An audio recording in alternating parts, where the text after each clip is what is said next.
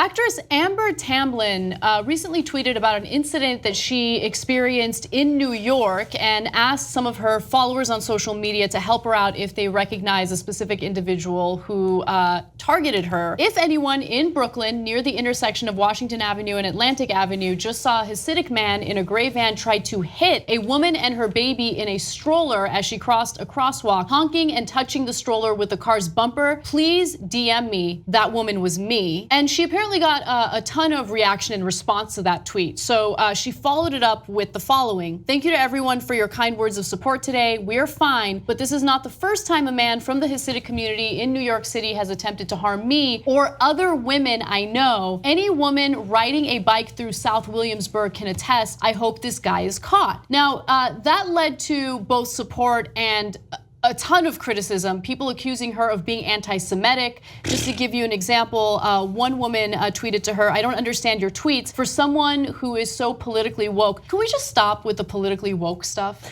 Anyway. Yeah. I don't understand your generalizations of the Hasidic Jewish community. It sounds racist. It's not. Yeah, so I'll explain it for you. Okay, and then there were people who agreed with her and said that they experienced similar harassment. A man by the name of Benjamin shared his story, and she responded to that with the following. I'm so sorry to hear this, Benjamin, and I completely agree with you here and will not be silenced or bullied or intimidated by anyone who wants to twist my words into anything other than what it is. Okay, so on this show, we defend all different communities, Muslim, Jewish. If Christians are attacked, Christians, they happen to be the majority in this case, in this country, but they are attacked in other countries where they are the minority, blacks, Latinos, you name it, right? So are Hasidic Jews the same as other people? Of course, we're all Homo sapiens. We roughly have the same genetic makeup, and so thinking that they are somehow inherently different is preposterous, okay? Now, I am not like other liberals though. I judge cultures. So it doesn't mean that everybody in the culture is wrong. It doesn't mean that you should make blanket assumptions. But it does mean that some parts of some cultures are not right. They're wrong. And so we can argue over that. We can debate over that. And other people can say, no, Cenk, I think they're wonderful. Or some people think, no, cultures are just untouchable. And a lot of liberals think this, and I disagree, right? And so, oh, no, you can't judge their culture. No, I can. There's a lot of terrible cultures in the world. So I can give you a million examples. Here, let's give you an example from Central Asia, okay? These are Turkic people, okay? So you can see roughly my people. They're nomadic people, so in the old days they would go and do raids and they would get their brides and they'd kidnap them and they'd take them home. So that stuck as part of the culture even to today in small parts of Central Asia.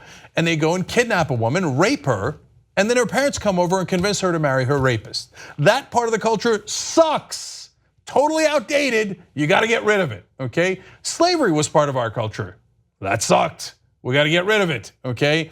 So, whether it's Hasidic Jews, Muslim fundamentalists, or Christian evangelicals, what brings them together is not the religion, it's the fundamentalism.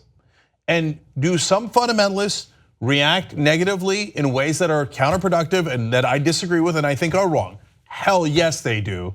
So if it's happens to be a Hasidic Jew in that case, judging women and doing whatever they're doing, and in this case, if she's right, bumping her baby stroller with his car, are you insane?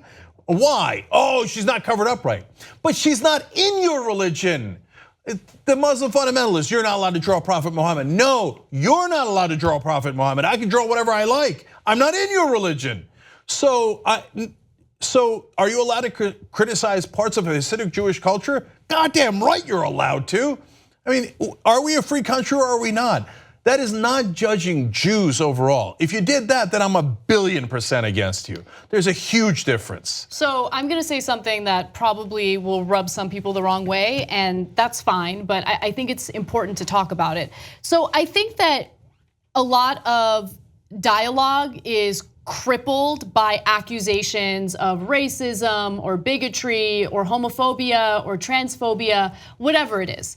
And I think that, hindering dialogue immediately leads to, stopping education about important issues. And I think we need to take a step back. And by the way, I myself have been guilty of this in the past. And now I'm a lot more cognizant of what I'm saying or how I'm reacting to certain dialogue that might, maybe that I might find offensive, but maybe it's important for me to kind of hear out what that dialogue is and then make a decision about what I think. In this case, I feel like immediately writing her off as anti-Semitic. First of all, anti-Semitism, that is a very heavy charge. Racism, it's a very heavy charge. And I think before we start labeling people as such simply because they want to share their perspective on something, we need to really consider what the ramifications of those labels are. And so she experienced something very real in her life that she wants to speak out about.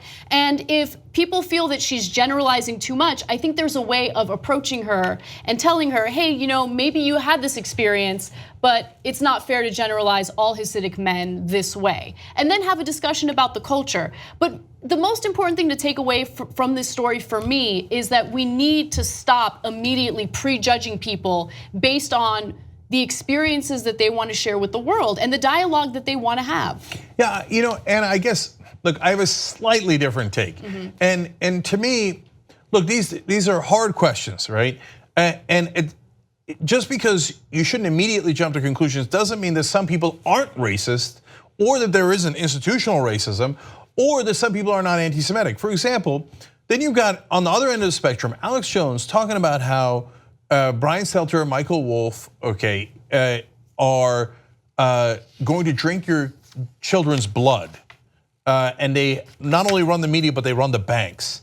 That's not subtle. Those are the oldest hateful anti-Semitic tropes that we've seen throughout the world. So you've got to have the courage to call that out and not call it even and not go, oh, maybe drink the kid's blood. That's the oldest thing that they said about Jews in Europe that led to pogrom after pogrom and then eventually to the Holocaust. So on the other hand, and this is why we get stuck in no man's land, Anna, it happens to us all the time. To the best of our abilities, we think we're trying to be fair and call things as they are. So you gotta have the courage to not call things even every time. On the other hand, you can't say just because someone said something about Hasidic Jews or Muslims or Christians or whatever it might be, that they are by definition guilty. Hold on, just make a judgment call, right? And go, hey, what did she say about Hasidic Jews? Why did she say that about Hasidic Jews? Was it because they're Jewish? Did she say they're gonna drink your kid's blood? Then I'd be like, no, I can't stand her, right? But if in the context of fighting fundamentalism and you're jumping to conclusions, then you're wrong. So I don't think it's a matter of prejudging or not prejudging. It's a matter of making the right judgment call. And it's not a black and white world, and it gets complicated. And we gotta make those calls, and we do a talk show, so we're constantly talking about these people that are in the news. But I'm asking everybody, keep an open mind. And by the way, we walk the walk. So I said Don Imus shouldn't get fired when he said the racial comments he said, but back when he was on cable news. Oftentimes I've said Rush Limbaugh shouldn't get fired. Now I don't agree with them, I call them out on it. But let's continue the dialogue. About Imus, all the way back in the day, I said, you know what they should have done? They should have brought him back on TV and then brought in the players, the African-American players he criticized and had a dialogue. Wouldn't that be much more interesting? So instead of shouting down people, let's go back and forth. And if you need to call someone out, call them out, right? But if you need to listen to someone, also listen to them and have a conversation. If you like this video, bless your heart. We got a lot more where that came from. We do a full show every day, Monday through Friday. Come enjoy it ad-free by becoming a member, tytnetwork.com/join.